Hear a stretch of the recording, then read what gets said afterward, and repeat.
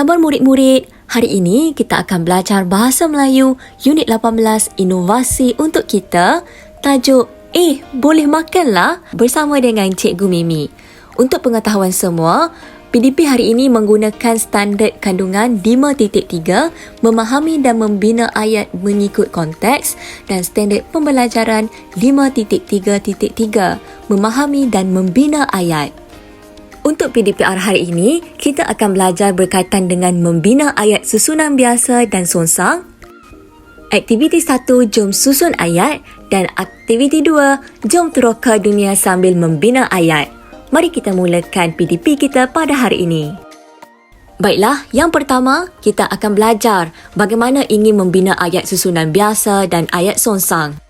Murid-murid boleh buka buku teks muka surat 124. Ini petikan ini, ayat ini cikgu ambil daripada buku teks itu bagi memudahkan murid-murid merujuk buku teks. Baiklah, kita lihat yang pertama ayat susunan biasa. Okey, apakah itu ayat susunan biasa? Ayat susunan biasa ini bermaksud subjek di depan dan predikat di belakang. Cuba kita lihat ayat yang pertama. Puan Zurah pembuat pelbagai jenis kuih. Di sini, Puan Zurah itu adalah subjek sebab subjek ini terdiri daripada kata nama am ataupun kata nama khas. Puan Zurah ini adalah kata nama khas. Manakala, pembuat pelbagai jenis kuih merupakan predikat. Predikat ini mengandungi frasa nama, frasa kerja, frasa adjektif dan frasa sendi nama.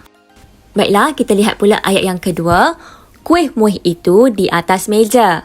Kalau ayat yang begini, yang ada perkataan itu ataupun ada perkataan ini, maka kuih muih itu merupakan subjek. Manakala di atas meja merupakan predikat.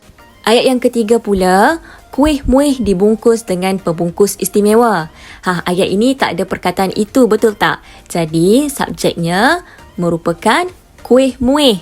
Manakala dibungkus dengan pembungkus istimewa merupakan predikat. Ayat yang keempat, pembungkus istimewa boleh dimakan. Agak-agak kamulah, apakah subjeknya? Betul, pembungkus istimewa merupakan subjek kerana ini merupakan kata nama majmuk, manakala boleh dimakan merupakan predikat. Kita lihat pula ayat yang kelima, iaitu pembungkus tersebut akan cair di dalam mulut. Ayat ini, subjeknya ialah pembungkus tersebut, manakala akan cair di dalam mulut ialah predikat. Ayat yang keenam pula, inovasi pembungkus ini sungguh hebat.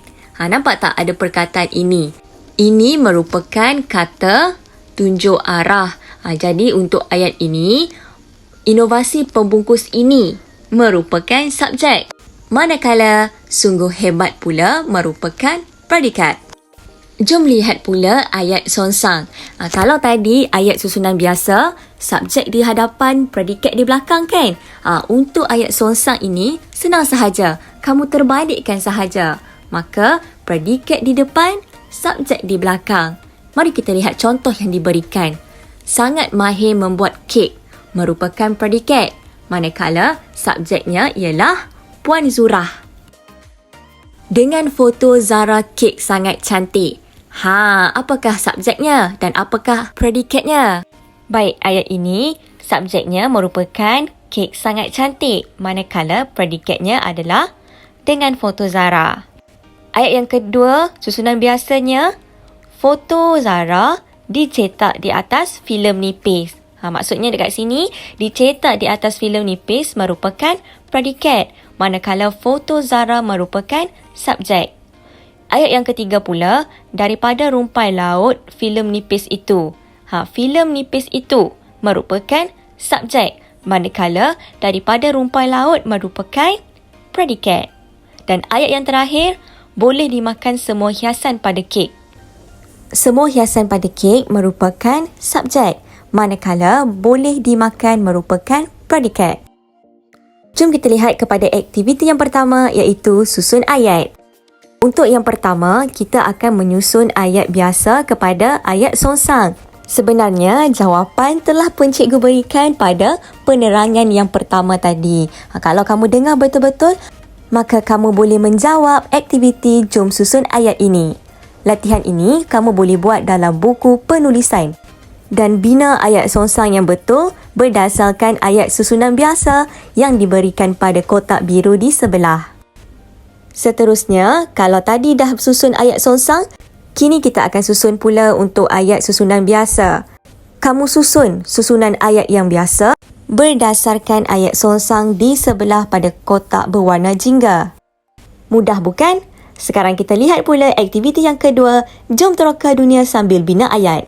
Kalau kelas secara Google Meet, kita akan meneroka dunia dan mencari tempat-tempat yang kamu ingin lawat. Sambil itu, kita akan membina ayat. Namun, tidak mengapa kepada mereka yang tidak dapat sertai kelas dalam talian Google Meet bersama Cikgu Mimi, kita akan lakukan aktiviti ini secara tidak segera. Kamu lihat gambar ini. Dan kamu perlu untuk bina ayat. Mari kita lihat apakah yang kita boleh bina ayat berdasarkan gambar ini. Pada gambar ini di kereta, nampak kan ada seorang lelaki. Maka kamu buatlah ayat seorang lelaki ataupun kamu nak memberikan nama kepada lelaki ini. Contohnya Encik Ahmad. Lelaki itu, seorang lelaki sedang memegang, kamu berikan dia pegang apa?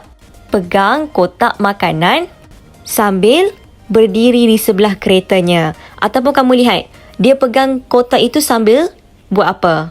Mudah bukan? Tidak mengapa, cikgu akan berikan masa kepada kamu untuk membina ayat. Baiklah, untuk gambar yang kedua pula. Di sini ada dua orang lelaki. Apakah yang dilakukan oleh lelaki tersebut?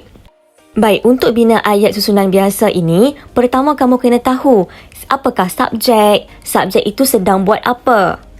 Dan kamu juga boleh masukkan keterangan seperti tempat dan sebagainya.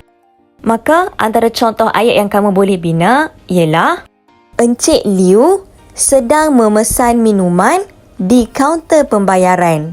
Nak panjangkan ayat ini pun tidak mengapa. Kamu boleh tambah sambil dibantu oleh pekerja kedai itu. Kamu boleh tulis ayat ini dalam buku ataupun nak membina ayat sendiri pun lagi bagus. Baiklah, gambar ketiga. Gambar ketiga ini cikgu ambil di taman di New York. Kamu nampak kan gambar di sini ada dua orang kanak-kanak. Jadi kamu lihat subjeknya merupakan kanak-kanak. Jadi apakah yang kanak-kanak ini sedang buat? Dan kamu lihat subjek itu ada berapa? Dua orang kanak-kanak lelaki ataupun dua orang kanak-kanak. Mereka sedang buat apa? Sedang menunggang basikal di sebuah taman botani dengan berhati-hati. Kalau kamu nak bina ayat, dua orang kanak lelaki itu sedang menunggang basikal di sebuah taman botani pun boleh. Tapi kita nak bagi ayat ini lebih gramatis, nampak lebih matang. Kamu boleh tambah keterangan di belakang iaitu dengan berhati-hati. Baiklah, untuk gambar yang terakhir ini, cikgu ambil di sebuah kota di Jepun. Kita mengembara ke negara Jepun. Tapi untuk gambar yang terakhir ini, cikgu tak nak beri jawapan. Cikgu nak kamu sendiri fikirkan apakah ayat yang boleh dibina berdasarkan gambar yang kamu lihat ini. Ingat, pastikan ayat itu ada subjek dan predikat yang mana mengandungi kata nama, kata kerja, aktiviti yang dilakukan oleh subjek itu, objeknya apa dan perluasannya, keterangannya. Selamat membina ayat. Itu saja kelas kita untuk hari ini. Jangan lupa untuk siapkan tugasan yang diberi. Sehingga berjumpa lagi pada masa akan datang.